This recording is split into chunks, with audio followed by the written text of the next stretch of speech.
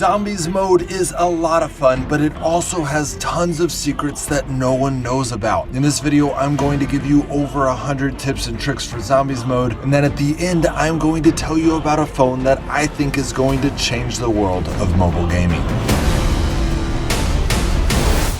The first tip is to play with a team. Zombies mode does get more difficult the more people you add, but only by 20% for the first two, and then around 16% for the last one. So in total, a full squad doesn't even experience twice as many zombies as a solo player, giving a full team a huge advantage. When you first start off in round one, the most efficient way to get points is to shoot zombies twice and then melee them once. It is also more efficient to let them break the boards on the windows so that you get more points by fixing them. Fixing windows as a team does not give you more points overall, but it does make it go faster. If you're playing on a team with multiple skill levels, it is important that your best players use their points to unlock the doors, because it is likely that they will end up with more points than they can spend, while some of the less skilled players will struggle with points for much of the game. Once you've unlocked all the doors, the house is not that great of a place to defend. Rather, I recommend setting up your defense on the bottom left side of the map, because that is where you can purchase the AK-47 and Type 95, which are some of the best weapons to have in Zombies mode, especially if you have good skins for those guns. Because I assume that most of you guys already know by now, better skins do more damage in Zombies mode. The reason why these are some of the best guns is because they are high damaging wall guns, and wall guns allow you to return to that spot on the map and reload them anytime you want. The one downside of being on this side of the map is that there is a lot of water, which slows you down, but it also slows down the zombies. Furthermore, you can limit how much water slows you down by sliding right before you enter the water and then jumping right before you end your slide. This prevents the game from registering that you are in water until after you finish jumping, which by then you've probably made it almost all the way to the next island. The second best place to set up a defense, in my opinion, is the bottom right side of the map, because for 750 points, you can activate this spinning log trap called the Flogger for exactly 30 seconds, which if timed well can kill close to 100 zombies. But it is important to be careful with this trap because you can also kill your own teammates. If your teammate triggers the trap, you can still pass through it by crawling underneath it. After you get a good gun, I recommend buying the trip mine grenade at the bottom right side of the building. Grenades refresh every 5 seconds, making them really important for Zombies mode, but specifically getting the trip mine allows you to place it every 5 seconds, even if there are no zombies around at that time. After getting your grenade, I recommend starting to collect the 7 perks. The Juggernaut, which costs 2,500 points, is in my opinion the most important of these perks because it almost doubles your health. After that, I recommend getting the Electric Cherry perk for 2,000 points because it makes it to where you can do a 2-second stun to all of the zombies around you every time you reload your gun. You can only activate this skill every 10 seconds, but it is incredibly helpful when you are getting overwhelmed by enemies. After that, I recommend getting the Speed Cola for 3,000 points, which reduces your reload time to half the normal amount. If you're part of a good team that works together, then my next recommendation is to get the Quick Revive perk for 500. This perk is obviously worthless if you're in solo mode and can often be a waste if you have bad teammates, but if you have good teammates, then it is literally a lifesaver. After that, the Deadshot Daiquiri perk for 1,500 points gives you really good aim assist. The Stamina Up perk for 2,000 points increases your movement speed by 33%, and then lastly, the Double Tap Beer for 2,000 points increases your rate of fire. This is in my opinion the least effective perk because it has no effect on the ray gun. These perks are always found in the same 7 places, but it is randomly generated as to which perk is in each of those 7 places. There are 5 of these perks on the main map, 1 in the main building, and then 1 in each of the buildings in the 4 corners of the map, and then 2 of them are found in the basement. In order to get to the basement, you have to fix the elevator, which you can find on the balcony of the 2nd floor of the house. In order to do this, you need to find the 2 repair parts that are randomly generated in the starting house on various walls and shelves. There are 12 possible locations for those parts, so it gets easier to find the more you play Zombies mode. Once you unlock the basement, I do not recommend going down there until you are at the end of a round, because otherwise zombies will start spawning in the basement, which is a much harder place to defend. The main reason to go to the basement is to get those 2 perks that are down there, but if you are playing on one of the raid modes, then you can also get some random buffs by killing this pod thing. Once you've gotten at least 3 of the 7 perks, then I would recommend starting to buy some buffs at the main house. These 6 buffs are incredibly powerful and you do not lose them if you die. That being said, if you work as a team, you really shouldn't ever be dying anyways, but it's still helpful to know. You can only choose 3 buffs, so I recommend choosing Up and Up and Attack Weakness so that you do extra damage, and then Breakthrough for the extra hit points. These buffs start out really cheap at 200 points each, and then double in price each extra level that you get. After you get all of your buffs to level 5, you can continue to increase their levels using this button, but this gets really expensive, so I do not recommend doing this until you have bought everything else first. Once you have a lot of perks and buffs, then you want to start spending points at the mystery box for a chance to get the ray gun. The ray gun does area effect damage and is by far the most important weapon in Zombies mode, but there is only a 5% chance of getting the ray gun in the mystery box, which means that you have to spend the 850 points at the mystery box an average of 20 times to get the ray gun. In survival mode, every 5th round spawns hell dogs, which have less health than normal zombies, but they are also a lot faster, which makes this round more difficult if you do not work together as a team. However, the last dog of this round will always drop the max ammo power up, which replenishes all of your ammo for all of your guns. Knowing this is incredibly helpful when you have the ray gun, because getting those max ammo power ups is the only way to reload your ray gun. So it is important for players with ray guns to time it to where they're always running out of ammo towards the end of every round that is a multiple of 5. Max ammo power ups will drop at other times as well, so you don't have to go only based on this, but it is the most reliable time, so you should plan accordingly. There are also other power ups like the nuke, which kills all zombies that are currently spawned on the map. It is of course important to time the use of this power up to where the maximum amount of zombies are on the map when you use it, but keep in mind that all power ups will disappear after 30 seconds, so don't wait too long. Similarly, it is best to make sure there are a lot of zombies around when you get the insta-kill power up, because it gives your whole team 15 seconds of infinite damage, which includes damage done to bosses. Also, if you have the electric cherry perk, you will notice that reloading your gun during insta-kill will kill everything around you, which is pretty fun. The double points power up gives your whole team double points for 15 seconds, so make sure to use fast firing weapons during that time. And the death machine power up also lasts 15 seconds, but it only affects the one player that picks it up, so keep that in mind when you see it. That being said, the bonus points, which gives anywhere from 400 to 1500 points, also only affects one player, so it is best to give this power up to the poorest member of your team. Currently, there are 5 types of zombies. I already mentioned normal zombies and hell dogs, but after that, there are infernos, which are a boss type zombie. The most important thing to know when fighting the infernos is that they have 2 weak points. One is their head like normal, and the other one is the hole in their chest. If you do too much damage in one of those weak points, they will form a cross with their arms over that area, which blocks damage, so it is important to switch back and forth between their 2 weak points. Also, it is important to note that infernos will explode when you kill them, so make sure to keep a little bit of distance. The second boss type zombie is called the Avogadro. This enemy is made of electricity and teleports while shooting balls of electricity. It is very important to dodge these projectiles, because if you were hit by them, they will instantly take down half of your health. And then the last boss type zombie is called the Brutus. The Brutus has really strong armor, but if you shoot him in the head enough times, his helmet will fall off, which makes him much easier to kill. It is also important to dodge his charge, because if he hits you, he will do a ton of damage. As you're fighting, you will notice several machines that allow you to buy coins. Initially, coins are 500 points, but that price will go up every time you buy one in that same round. There are 8 types of coins, but which coin you get is randomly generated. Here's a list of all the coins and what they do. You will notice that all of these abilities are centered around helping you when you are in trouble. This is especially true when you need to revive a teammate, so I recommend having a coin on you at all times for those dire situations. It is also important to note that picking up a coin from the machine while you have the ability of a previous coin still active will cancel out the effect of that previous coin, so I recommend waiting until the effect is done before you pick another one up. If you are doing zombies mode for the purpose of farming for purple shards, then the most efficient way to do that is to do the heroic raid 3 times and then do survival mode 3 times, but only to round 10. After round 10 begins, simply allow yourself to get killed and start over, because you will not get any better rewards for continuing on. So this is the most efficient way to get purple shards. videos. And then lastly, I wanted to tell you guys about my new phone called the Red Magic 3S. Its developer Nubia sent me this phone for free with the hope that I might talk about it in one of my videos, which was a really smart move on their part because this phone is way more impressive than any other gaming phone I have ever heard of. It has a lot of the same specs that other gaming phones have, like liquid cooling, a quad-core Snapdragon processor, a massive battery, great speakers, tons of RAM and hard drive space, but in addition to that, it has a 90 Hz OLED display and built-in triggers, which I'm going to talk about in just a second. Furthermore, it is somehow cheaper than most of the other gaming phones at less than $500. I'm not exactly sure how they were able to offer better specs for a lower price, but I have a theory that it's because they're using these influencer marketing strategies, which is probably saving them a lot of money on marketing. But what really makes this phone better than any other gaming phone is not its amazing specs, but rather how they have integrated gaming into this phone. When I first got this phone, it looked really nice and performed really well, just like I would expect any gaming phone should. But then when I flip this switch on the top left side of the phone, it turns the phone into a gaming portal. In this gaming mode, the home screen and back button don't even exist on the phone. Rather, if you swipe from what used to be the bottom, it pulls up a ton of options unique to gaming. You'll notice on the top that it monitors the temperature of your phone, the speed of your internet, and the speeds of both of your processors. This option allows you to boost your processors, but honestly, I play a lot of pretty intense mobile games and everything runs super smooth without pressing this option.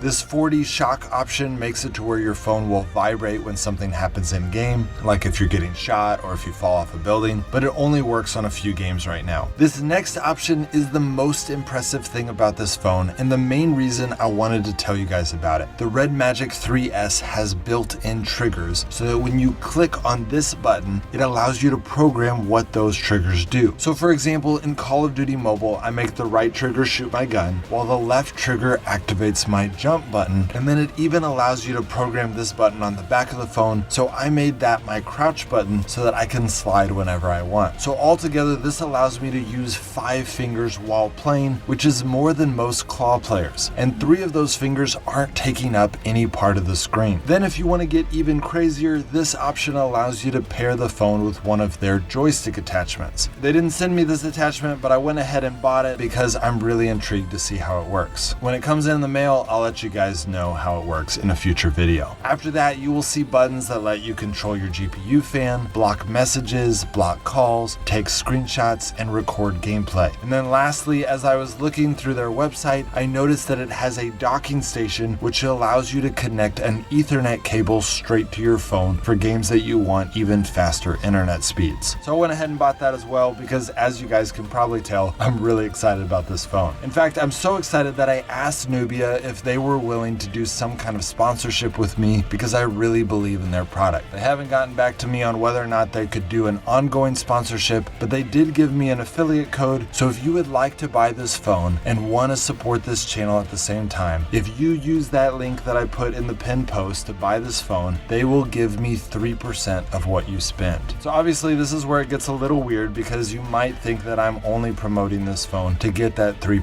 kickback. I am not. I've been getting dozens of sponsorship offers lately, and I turned down most of them because I would never talk about a product like this unless I truly believed in it. I think this is an amazing phone, and it is now my main phone, so I don't think I can give a better recommendation than that. Well, that's it, guys. Hope that helps. I love Call of Duty Mobile, and I'm excited about covering it more. If you like my Call of Duty Mobile videos, please share them with your friends so that I can get enough traction to keep covering it. All right, guys, I'll see you next time.